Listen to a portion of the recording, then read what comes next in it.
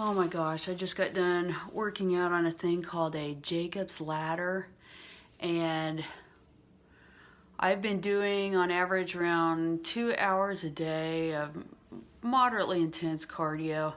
This completely kicked my butt in 45 minutes, even going slow. Sweat pouring off. It was crazy. Such an effective workout.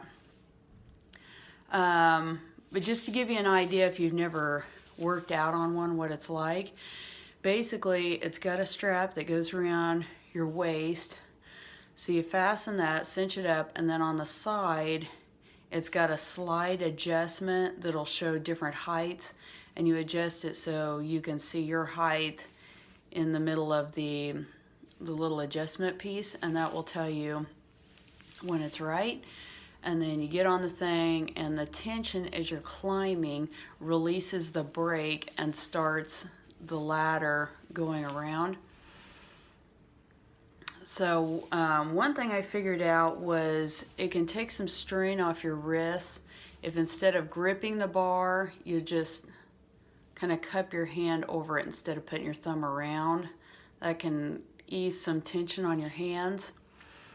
And another thing is it's going to be a lot easier and more relaxing if you set a tempo and climb, because whatever tempo you climb, as you keep climbing, the tension will release the brake and it will keep moving.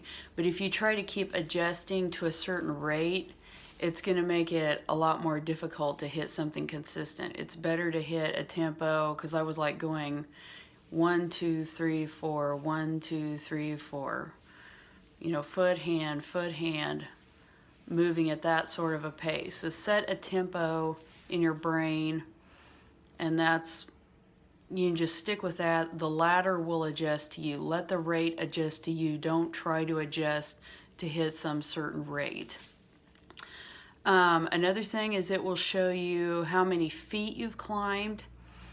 And the problem is a lot of apps will want your distance that you climbed in miles. So what you want to do is however many miles you climbed, you're going to take that, put it in your calculator, and divide it by 5,280. Divide it by 5,280, because 5,280 is how many feet there are in a mile. So if you do that, then that number it gives you is going to be how many miles you climbed. Like I climbed, I think it was like 1,721 feet, and that went into 5,280 rounded out to about 0.33 times. So I put in 0.33 miles for my 45 minutes. So that's how you enter your miles in your app. And then another thing I noticed was, I mean, you will sweat profusely on this thing. I've never sweat so much on anything else in my life. And so any eye makeup whatsoever, and I was wearing, I mean, you can see I'm wearing very light eye makeup, and I still had makeup running forward, because you're leaning forward. It was all running forward and then running down the side of my nose.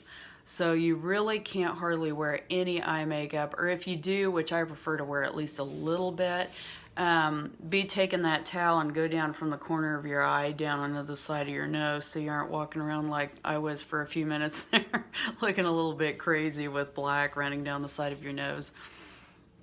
So, but it really is a tremendous workout. I thought I might need gloves to protect my hands from getting irritated and thinking about developing blisters, but at least for a 45-minute workout, which is a pretty stinking long workout on that machine, I really, you know, at least this first time, I wasn't feeling anything. Now that might change later on, and then I might end up using my workout gloves that don't have the fingers in them, that are like for using with kettlebells and that sort of thing.